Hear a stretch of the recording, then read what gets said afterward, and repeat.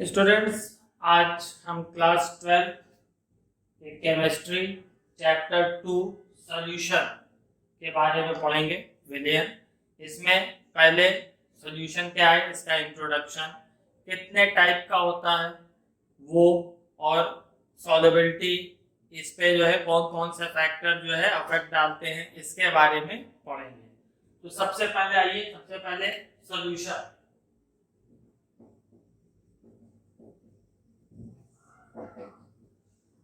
Solution जानने से पहले आप लोगों को मिक्सचर के बारे में पता होना चाहिए कि टू और more than two non reacting chemically non reacting substances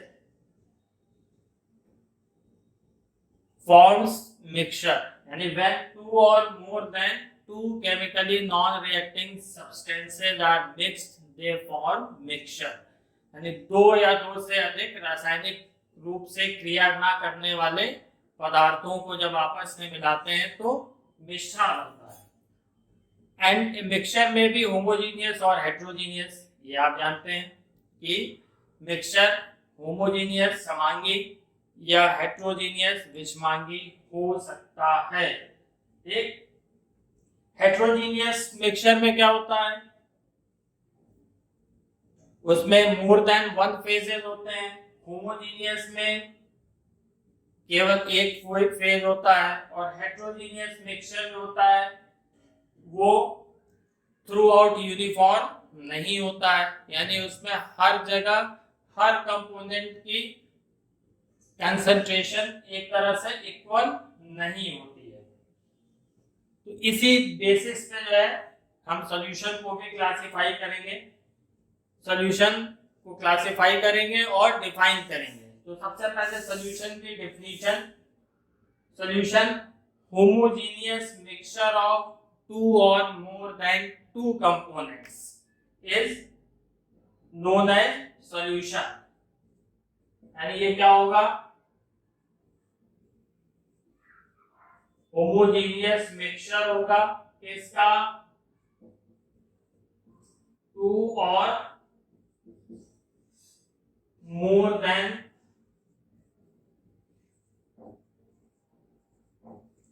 two components, दो या दो से अधिक अवयवों का समांगी मिश्रण जो होगा वो सॉल्यूशन कहलाएगा। तो यहाँ होमोजीनियस का मतलब यानी इट कंसिस्ट ऑफ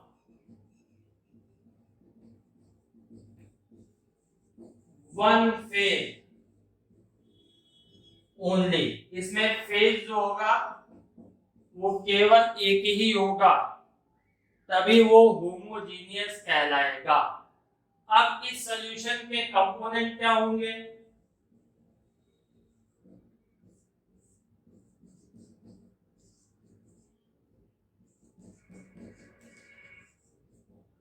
इसके कम से कम दो कंपोनेंट होंगे, सॉल्यूट और सॉल्वेंट। जिसमें केवल जिन सॉल्यूशन में दो कंपोनेंट होते हैं उसको बाइनरी सॉल्यूशन कहते हैं।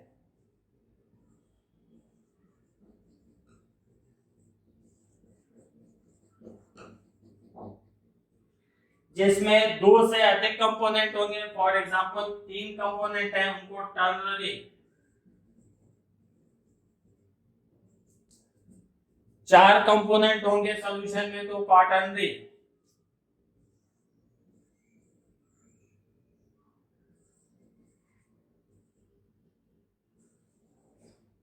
अगर चार कंपोनेंट होंगे तो उसको क्वाटर्नरी सॉल्यूशन, तीन कंपोनेंट होंगे तो टर्नरी सॉल्यूशन कहा जाता है। तो solution homogeneous mixture of two और more than two substances.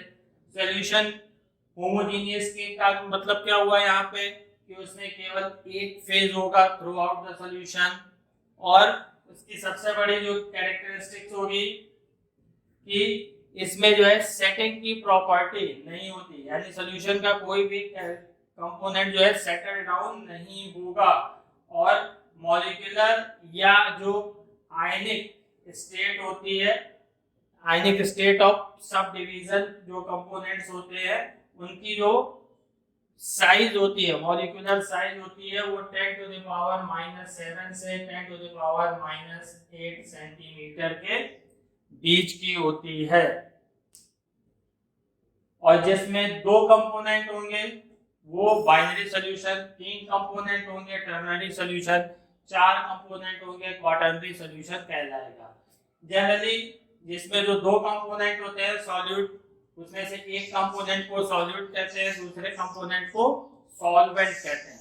Generally जो एक्सेस अमाउंट में होता है वही सॉल्वेंट कंसीडर किया जाता है, उसी को सॉल्वेंट माना जाता है।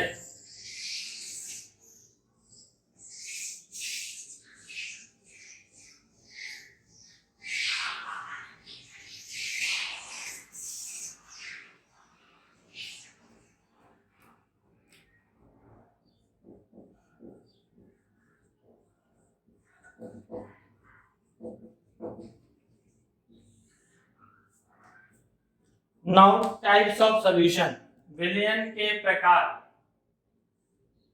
तो मैटर के 3 फिजिकल स्टेट होते हैं, पदार्थों के या द्रव्य के 3 भौतिक अवस्थाएं होती हैं, आप सभी जानते हैं, ठोस, द्रव, गैस, सॉलिड, लिक्विड, गैस।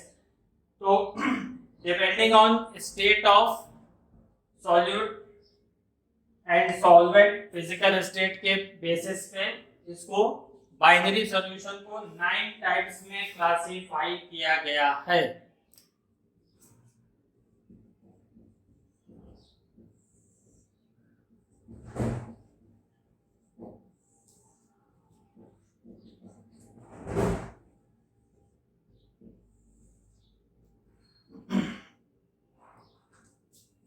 पहला सॉल्यूट गैस और सॉल्वेंट भी गैस।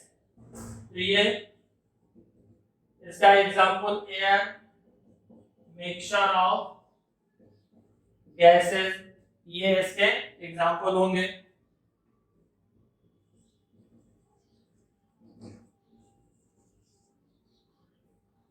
सेकंड लिक्विड और गैस, इसमें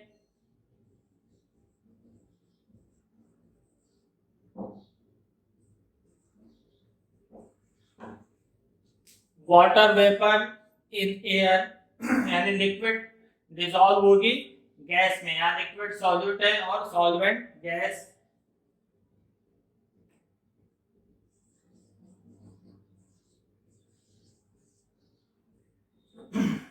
सॉलिड यहाँ सॉल्यूट, सॉल्वेंट गैस, यानी सॉलिड जो है वो गैस में डिसॉल्व हो, तो ये होगा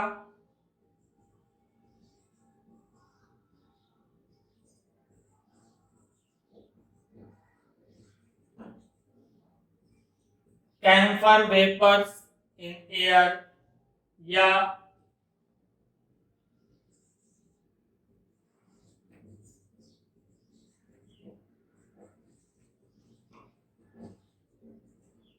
डस्ट पार्टिकल्स इन एयर, धूल के कण जो होंगे एयर में, वायु में, वो सब इसके एग्जाम्पल होंगे। और ऐसे सब्सटेंस जो जनरली सब्लिमाइज होते हैं, जिनका ऊर्ध्वपातन होता है, वो इसमें आएंगे, जैसे for example camphor, naphthalene, iodine, इनका इजीली सब्लिमेशन होता है, तो इनकी वेपर जो है वो एयर में सॉलिड के फॉर्म में प्रेजेंट रहती है।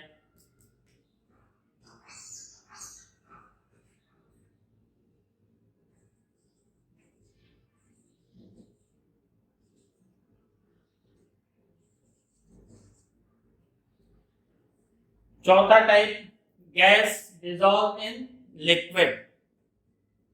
Gas for example oxygen,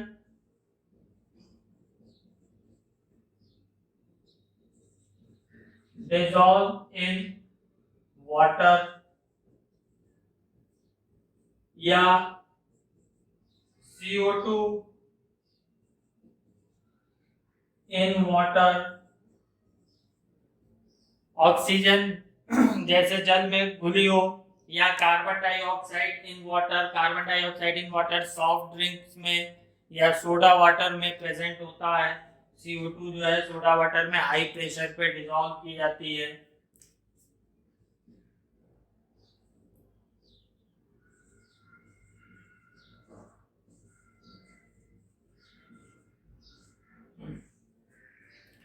liquid और लिक्विड का मिक्सचर, दो जो मेसेबल लिक्विड होंगे, for example ethanol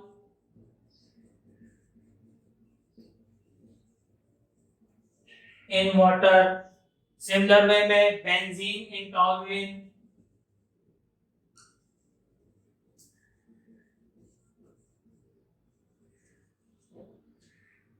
benzene in toluene, ये भी इसका दो लिक्विड का मिक्सचर होगा। यहाँ पे एथेनॉल सॉल्यूट है, वाटर सॉल्वेंट, यहाँ बेंजीन सॉल्यूट है और टॉलुइन सॉल्वेंट है।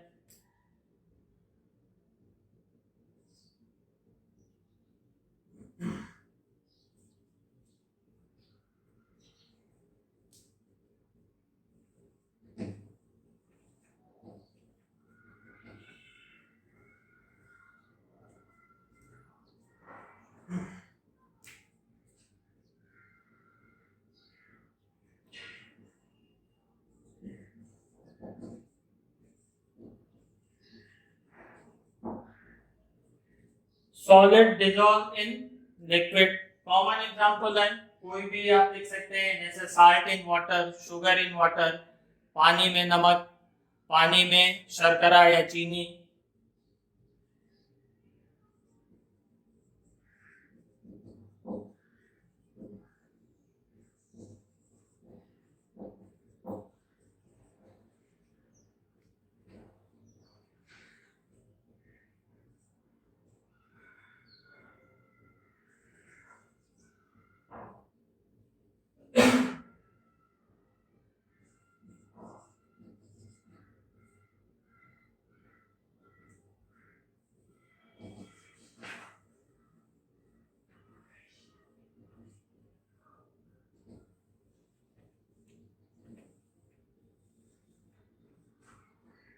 नेक्स्ट है gas dissolve in solid, gas जो सॉलिड में डिसॉल्व हो, तो इसमें आएगा absorption of gases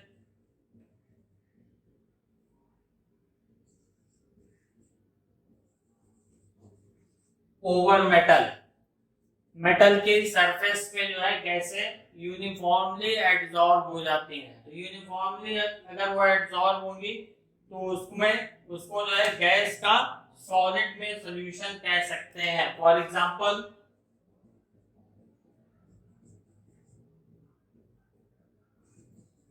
hydrogen gas over palladium, hydrogen gas over palladium metal.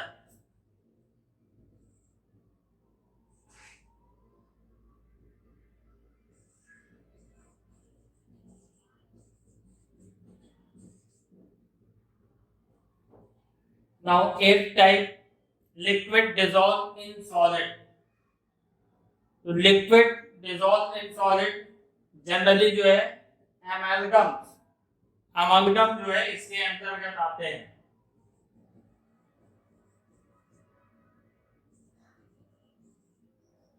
जितने भी एमालगम होते हैं, एमालगम में एक कंपोनेंट मरकरी होता है, जो मरकरी के साथ मिक्सचर बनता है वही एमालगम कहलाता है। For example mercury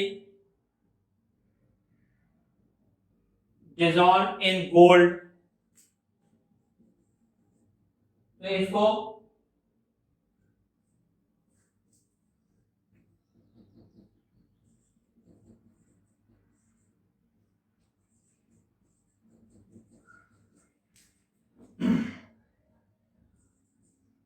mercury in gold, तो इसको लिखा जाएगा एयू हाइफन लगा करके एचजी और स्लैश लगा करके AuHG, और इसको पढ़ा जाता है गोल्ड एमालगम। इसी तरह से सोडियम एमालगम, मैग्नीशियम एमालगम, जिंक एमालगम, बहुत सारे हैं,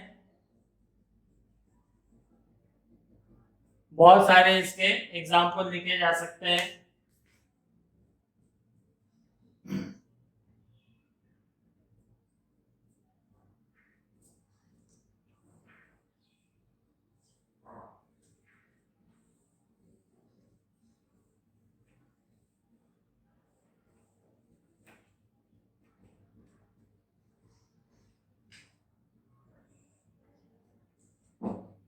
लास्ट टाइप है इसमें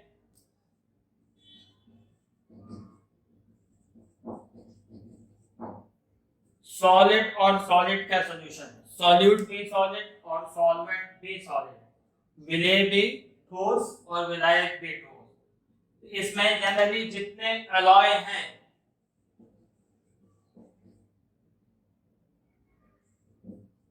वो इस सॉलिड सॉल्यूशन के अंतर्गत आएंगे।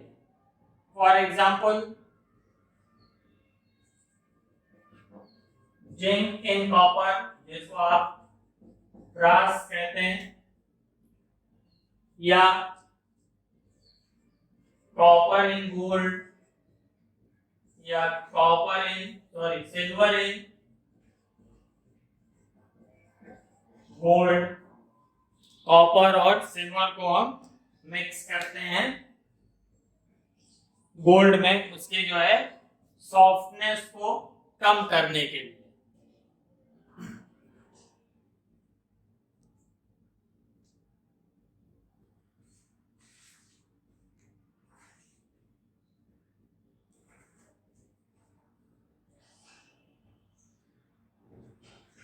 Now next topic is solubility और विलेयता।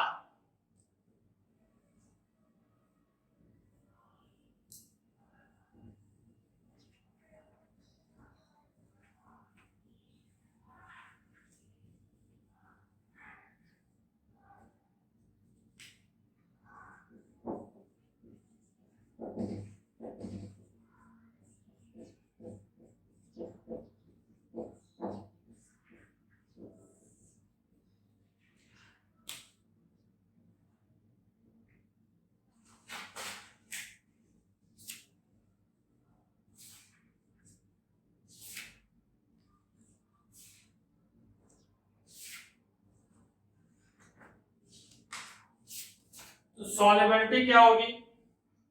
सॉल्युबिलिटी आप जानते हैं किसी भी सॉल्यूट को जब हम सॉल्वेंट में डिसॉल्व करते हैं तो वो अगर डिसॉल्व होता है तो इसी प्रोसेस को हम कॉमन वर्ड में सॉल्युबिलिटी कहते हैं, विलेयता कहते हैं। तो एक पर्टिकुलर टेम्परेचर पर जितने भी सॉल्यूट हैं जो सॉल्वेंट में डिसॉल्व होते हैं, किसी न किसी सॉल्वेंट में डिसॉल्व होते हैं, तो अगर किसी एक पर्टिकुलर टेम्परेचर पर सॉल्यूट की जो मैक्सिमम अमाउंट डिसॉल्व की जा सकती है किसी भी सॉल्वेंट में, तो इस तरह से जो सॉल्यूशन बनता है उसको संतृप्त विलयन, सैचुरेटेड सॉल्यूशन कहते हैं। जो मैक्सिमम अमाउंट सॉल्यूट की विलेय की किसी भी सॉल्वेंट में, विलायक में डिसॉल्व की जा सकती है, वही सॉल्यूशन जो है वो तब सैचुरेटेड सॉल्यूशन, संतृप्त विलयन कहलाता है। लेकिन इसकी जो डेफिनेशन है, इसको डिफाइन किया गया है, वो 100 पार्ट ऑफ सॉल्वेंट में, सॉल्वेंट के 100 भाग में इसको डिफाइन करते हैं कि at a particular temperature maximum amount of solute which can be dissolved in 100 gram of solvent is known as its solubility। यानी एक निश्चित ताप पर सॉल्यूट की जो अधिकतम मात्रा, मैक्सिमम अमाउंट 100 ग्राम सॉल्वेंट में डिसॉल्व की जा सकती है, वही उसकी सॉल्युबिलिटी कहलाती है। तो सॉल्युबिलिटी क्या होगी? maximum amount of solute present in 100 gram of solvent at constant temperature। यानी कांस्टेंट टेम्परेचर पर जो मैक्सिमम अमाउंट सॉल्यूट की, किसी भी सॉल्यूट की सॉल्वेंट में डिसॉल्व की जा सकती है, वही उसकी सॉल्युबिलिटी कहलाती है। और सैचुरेटेड सॉल्यूशन और सॉल्युबिलिटी में बस थोड़ा सा डिफरेंस है। सैचुरेटेड सॉल्यूशन में सॉल्वेंट की कोई भी अमाउंट हो सकती है, टेम्परेचर कांस्टेंट होगा, बाकी सारी चीजें सिमिलर होंगी। मैक्सिमम अमाउंट सॉल्यूट का उसमें भी प्रेजेंट होता है, लेकिन सॉल्युबिलिटी पर 100 पार्ट में जो है डिफाइन किया जाता है, यानी 100 पार्ट सॉल्वेंट में, या 100 पार्ट वो 100 ml भी हो सकता है, 100 ग्राम भी हो सकता है। तो उसमें जो है जितना मैक्सिमम अमाउंट सॉल्यूट का डिसॉल्व किया जाएगा वही उसकी सॉल्युबिलिटी कहलाएगी। तो दोनों में बहुत माइन्यूट डिफरेंस है, ऑलमोस्ट सिमिलर ही है।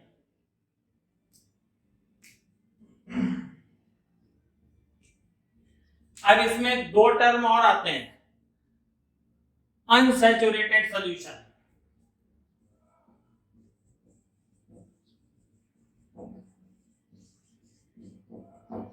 या इसको कहेंगे असंतृप्त विलयन। तो अनसैचुरेटेड सॉल्यूशन क्या होता है कि अगर किसी सॉल्वेंट में एक पर्टिकुलर टेम्परेचर पे और सॉल्यूट डिसॉल्व किया जा सकता है, और अगर वो डिसॉल्व होता है तो उस कंडीशन में सॉल्यूशन अनसैचुरेटेड होगा, यानी उसमें हम और अधिक सॉल्यूट डिसॉल्व कर सकते हैं। एक और होता है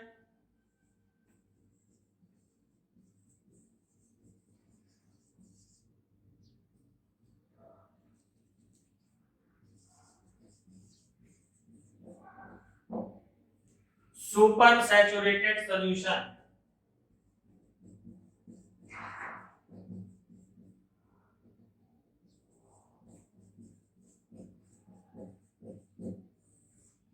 अति संतृप्त विलयन। तो ये क्या होगा, यानी ऐसा सॉल्यूशन जिसमें सॉल्यूट की अमाउंट उसको सैचुरेट करने से ज्यादा प्रेजेंट हो, ऐसा सॉल्यूशन सुपर सैचुरेटेड सॉल्यूशन कहलाएगा। यानी ऐसा विलयन जिसमें विलय की मात्रा उसको संतृप्त करने से, सैचुरेट करने से ज्यादा हो, वो सुपर सैचुरेटेड या अति संतृप्त विलयन कहलाता है। और इसमें जो है ये एक अनस्टेबल सिस्टम होता है, अस्थायी निकाय होता है, और इसमें जो है सॉल्यूट का जो है क्या, जो क्रिस्टल या सॉल्यूट की जैसे ही अमाउंट जो है वो हम मिलाते हैं तो वो क्या होगा, जितना सॉल्यूट डिसॉल्व होगा उतना ही डिसॉल्व सॉल्यूट जो है वो सॉलिडिफाई होकर के सॉल्यूशन के बॉटम में, उसके पेंदी में नीचे कलेक्ट हो जाएगा। लेकिन अगर सुपर सैचुरेटेड सॉल्यूशन का टेम्परेचर राइज किया जाए, इस अति संतृप्त विलयन का टेम्परेचर बढ़ाया जाए, तो हो सकता है कि और अधिक सॉल्यूट उसमें डिसॉल्व हो। ये डिपेंड करेगा कि सॉल्यूट क्या है और सॉल्वेंट क्या कैसा है, उसके नेचर पर डिपेंड करेगा।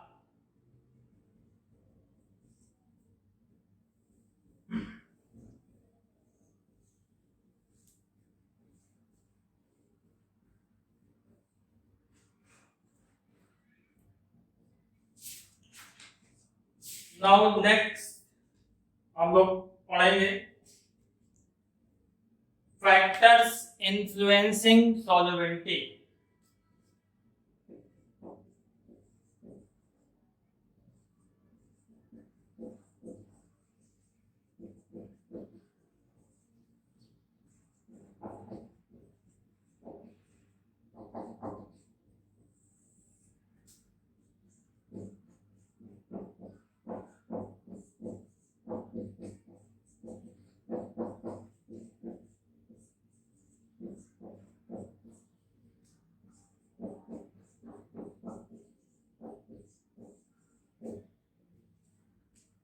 फैक्टर्स इन्फ्लुएंसिंग सॉल्युबिलिटी यानी विलेयता को प्रभावित करने वाले कारक, यानी सॉल्युबिलिटी किस पे डिपेंड करती है। तो ये मेनली जो है 3 फैक्टर पे डिपेंड करती है। उसमें पहला है temperature. Generally in general solubility जो होती है वो एंडोथर्मिक प्रोसेस है, ऊष्मा शोषी प्रक्रम। लेकिन बहुत से ऐसे सब्सटेंस भी हैं जिनको हम सॉल्वेंट में डिसॉल्व करते हैं तो उसमें हीट या एनर्जी इवॉल्व होती है। For example lime in water, चूने को पानी में डाला जाए तो हीट इवॉल्व होती है। Anhydrous copper sulphate in water, उसको डिसॉल्व किया जाए तो उसमें हीट इवॉल्व होती है। तो टेम्परेचर पे दो फैक्टर जो है, दो चीजें जो है इसमें होंगी। अगर सब्सटेंस को डिसॉल्व करने पर हीट एब्जॉर्ब होती है यानी डिसोल्यूशन एंडोथर्मिक है, यानी विलेयता अगर ऊष्मा शोषी है,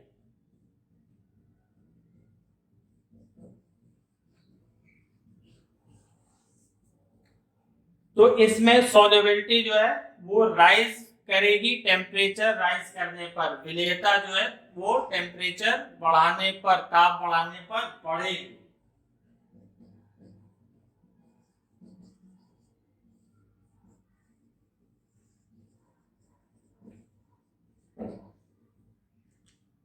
लेकिन किसके लिए? केवल उन्हीं सब्सटेंस के लिए जिनको डिसॉल्व करने पर हीट एब्जॉर्ब करते हैं, यानी डिसोल्यूशन जो होता है वो एंडोथर्मिक होता है। For example glucose in water, glucose को वाटर में डिसॉल्व करते हैं तो वो एंडोथर्मिक होता है।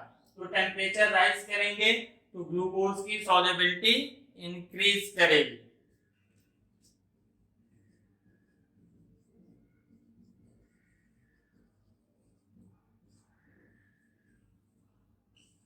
दूसरा, अगर ऐसे सब्सटेंस है जिनको डिसॉल्व करने पर हीट इवॉल्व होती है, फॉर एग्जांपल कैल्शियम हाइड्रोक्साइड,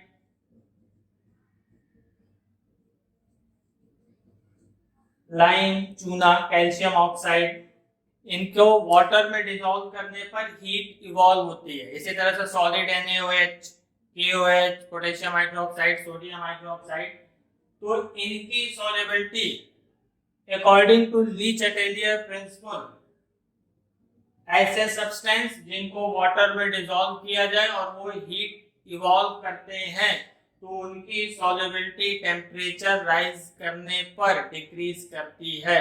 यानी ऐसे पदार्थ जिनको जल में घोलने पर ऊष्मा उत्सर्जित होती है उनकी विलेयता ताप बढ़ाने पर घटती है, यानी सॉल्युबिलिटी जो होगा वो इनवर्सली प्रोपोर्शनल होगा टेम्परेचर के। विलेयता जो है वह क्रमानुपाती होगी ताप के। टेम्परेचर राइज करेंगे, सॉल्युबिलिटी डिक्रीज करेगी। कैसे सब्सटेंस के लिए? ऐसे सब्सटेंस के लिए जिनको डिसॉल्व करने पर, सॉल्वेंट में डिसॉल्व करने पर हीट इवॉल्व होती है।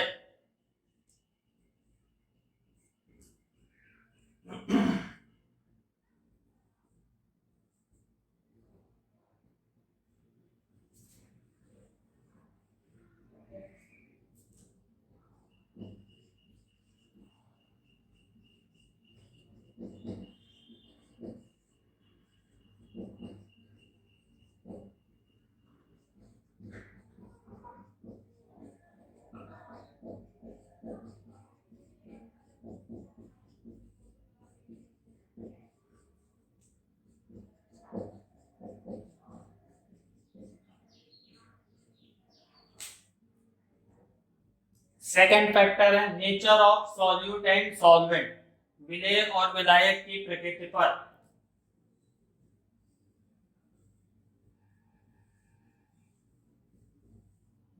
तो सॉल्युबिलिटी का जनरल रूल है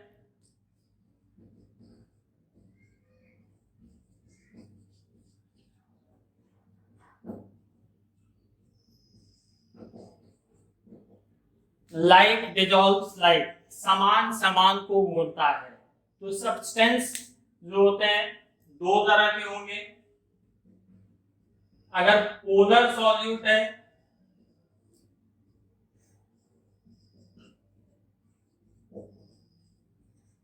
तो वो पोलर सॉल्वेंट में डिसॉल्व होगा,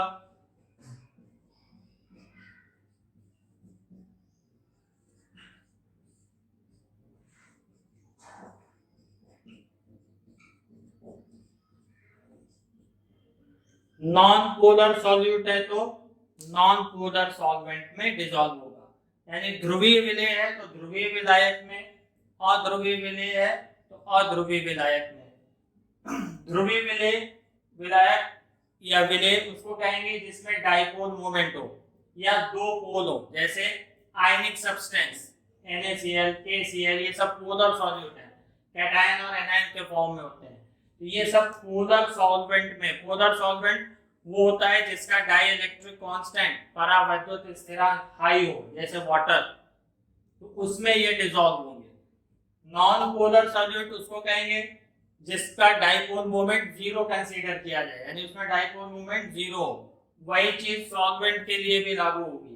तो ऐसे सब्सटेंस नॉन पोलर सॉल्वेंट में ही डिसॉल्व होंगे। फॉर एग्जांपल बेंजीन टॉल्यूइन में ही डिसॉल्व होगी, बेंजीन वाटर में डिसॉल्व नहीं होगी। इसी तरह से साल्ट जो होगा, कॉमन साल्ट, वो बेंजीन में डिसॉल्व नहीं होगा, वो वाटर में ही डिसॉल्व होगा।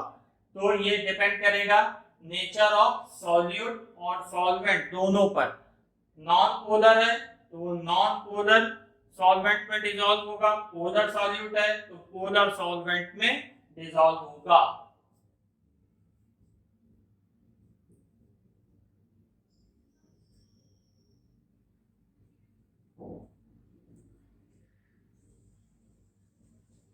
तीसरा फैक्टर है प्रेजेंस ऑफ कॉमन आयन, सम आयन की उपस्थिति।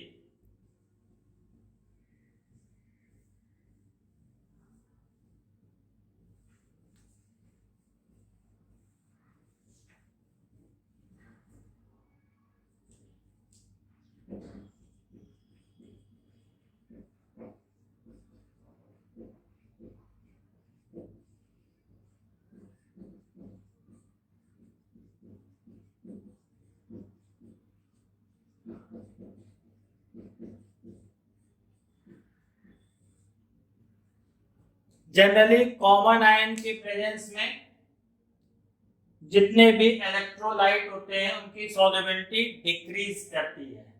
कॉमन आयन के प्रेजेंस में सॉल्युबिलिटी डिक्रीज करती है।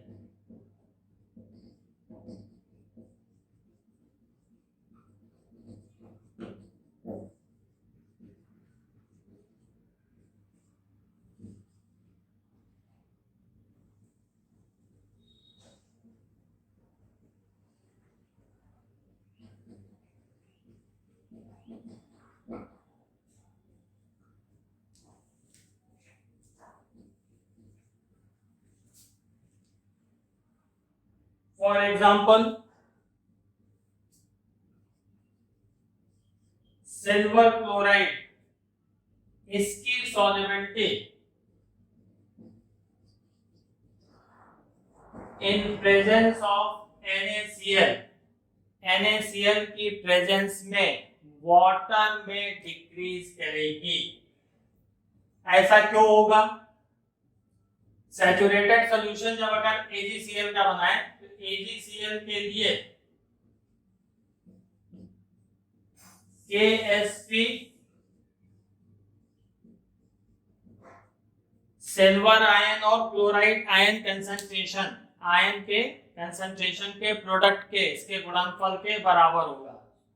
ये सॉल्युबिलिटी प्रोडक्ट में आपने आयनिक इक्विलिब्रियम में पढ़ा है। सॉल्युबिलिटी प्रोडक्ट क्या होगा? आयन की कंसंट्रेशन का प्रोडक्ट एट कांस्टेंट टेम्परेचर, वही उसका सॉल्युबिलिटी प्रोडक्ट होगा। जब इसको NaCl की प्रेजेंस में डिसॉल्व करेंगे तो NaCl स्ट्रॉन्ग इलेक्ट्रोलाइट है, Cl माइनस आयन देगा तो यहाँ Cl माइनस आयन की कंसंट्रेशन इंक्रीज करेगी। तो इस इक्वेशन से Ksp की भी वैल्यू इंक्रीज करनी चाहिए, लेकिन ये एक पर्टिकुलर टेम्परेचर पे ये कांस्टेंट होता है।